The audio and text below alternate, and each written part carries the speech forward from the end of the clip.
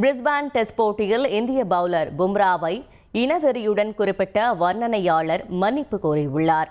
இங்கிலாந்து முன்னாள் வீராங்கனையும் வர்ணனையாளருமான இஷா குஹா பும்ராவை பிரைமேட் என குறிப்பிட்டார்.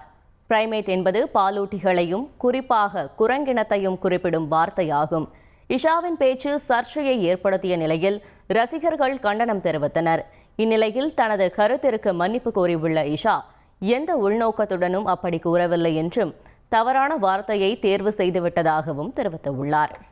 டெல்லி உள்ளிட்ட வட மாநிலங்களில் நிலவும் கடும் பனிப்பொழிவால் மக்களின் இயல்பு வாழ்க்கை பாதிக்கப்பட்டுள்ளது. தலைநகர் டெல்லியில் இந்தியா கேட், லோதி கார்டன் உட்பட பல இடங்களில் அடர் பனிமூட்டம் காணப்பட்டது. எதிரே வருபவர்கள் தெரியாத அளவிற்கு பனிப்பொழிவு இருந்ததால் நடைப்பயிற்சி சென்றவர்கள் சிரமத்தை சந்தித்தனர். காற்றின் தரம் மோசமான பிரிவில் நீடிக்கும் நிலையில் வெப்பநிலையும் குறைந்து உள்ளதால் மக்கள் அவதியுறுகின்றனர். என்ன கிடைச்சிட போதுன்னு சாதாரணமா நினைச்சிடாதீங்க. இங்க ஒருத்தர் 1 ஏக்கர் மலர் விவசாயம் பண்ணி 30 லட்சம் ரூபாய் சம்பாதிக்கிறார். எப்படின்னு தெரிஞ்சுக்க ஃப்ரீடம் ஆப்பை டவுன்லோட் பண்ணுங்க. இதேபோல் உத்தரப்பிரதேச மாநிலம் முராதாபாத்தில் வெப்பநிலை 8 டிகிரி செல்சியஸாக பதிவாகியுள்ளது. குளிரில் நடுங்கும் பொதுமக்கள் சாலையோரங்களில் நெருப்பு மூட்டி குளிர் காய்கின்றனர். ஹரியானா மாநிலம் கர்னல் மாவட்டத்திலும் அடர் பனிமூட்டம் நிலவியது.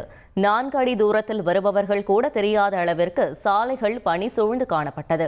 கடும் பனிப்பொழிவால் வட மாநில மக்களின் இயல்பு வாழ்க்கை பாதிக்கப்பட்டுள்ளது.